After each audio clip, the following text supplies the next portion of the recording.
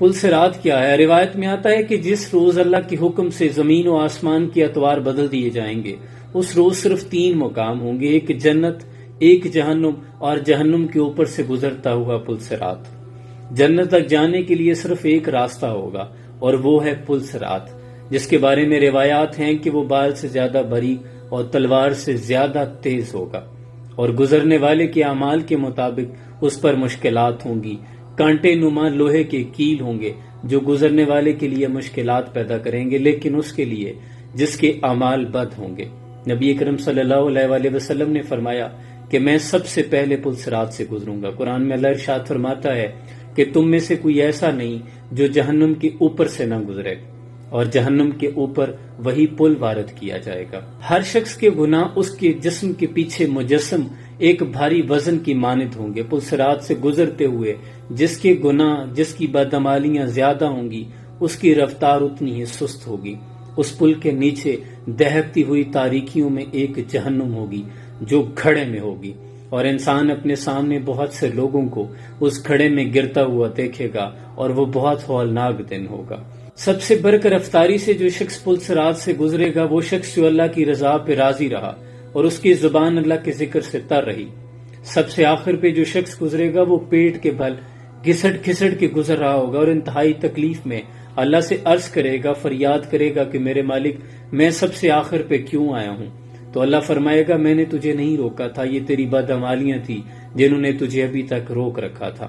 اور وہ کتنا ہولناک دن ہوگا کہ انسان اپنے سامنے اپنے والدین کو وہاں سے گزرتا دیکھے گا لیکن فکر نہیں کرے گا۔ عائشہ صدیقہ رضی اللہ تعالیٰ عنہ اس روز کے بارے میں سوچ کر ایک روز رونے لگی، تو مصطفیٰ کریم آقا صلی اللہ علیہ وسلم نے پوچھا، عائشہ کیوں روئی؟ تو عرض کرتی ہیں، یا رسول اللہ، مجھے قیامت یاد آ گئی، کیا ہم اس روز اپنے والدین کے بارے میں فکر مند نہیں ہوں گے؟ تو اس پر اللہ کے رسول نے فرمایا کہ عائشہ 3 مقام ایسے ہیں جس وقت انسان کسی کی فکر نہیں کرے گا۔ ایک، جب اس کا اعمال نامہ کھولا جائے گا، جب اس کے اعمال نامے تولے جائیں گے، اور جب وہ پل صراط سے گزر رہا ہوگا۔ یہ وہ ہولناک دن ہے کہ انسان صرف اور صرف ایک کیفیت میں مبتلا ہوگا، نفسی نفسی، صرف اپنے نفس کے بارے میں اپنے رب سے التجا کر رہا ہوگا۔ اور اس ہولناک دن پر بھی مصطفیٰ کریم آقا صلی اللہ علیہ وسلم پل صراط سے دوسری جانب جنت کے دروازے پر کھڑے ہوں گے جو جنتیوں کا استقبال کریں گے، اور جب اپنی امتیوں کو وہاں سے گزرتے دیکھیں گے تو صرف یہی کہیں گے، یا ربی سلم، اے اللہ سلامتی، اے اللہ سلامتی۔ آج اس نبی پر بے حد درود پڑھا کریں، کیونکہ وہی ہیں جو اس روز ہمارے بارے میں فکر مند ہوں گے۔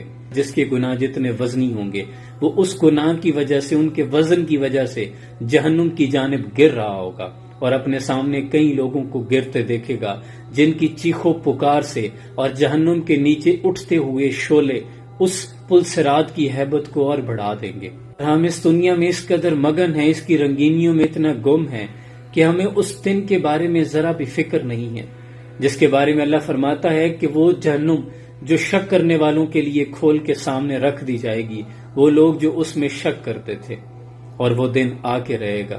حضرت شیخ سعدی شیرازی رحمۃ اللہ علیہ ایک جنازہ پڑھ کے فارغ ہوئے، آپ اس دفنائے جانے والے شخص کی قبر پہ کھڑے ہو گئے، قریب ایک نوجوان کھڑا تھا۔ آپ نے اس سے پوچھا کہ تمہارے خیال میں اگر اس شخص کو دوبارہ موقع ملے اس زندگی میں دوبارہ آنے کا تو یہ کیا کرے گا؟ تو وہ نوجوان فوراً سے کہہ اٹھا کہ حضرت یہ تو پھر کوئی گناہ نہیں کرے گا، یہ تو صرف اللہ اللہ کرے گا، صدقہ و خیرات کرے گا، یہ تو سیدھا یہاں سے مسجد میں جائے گا اور سر بسجدہ ہوگا۔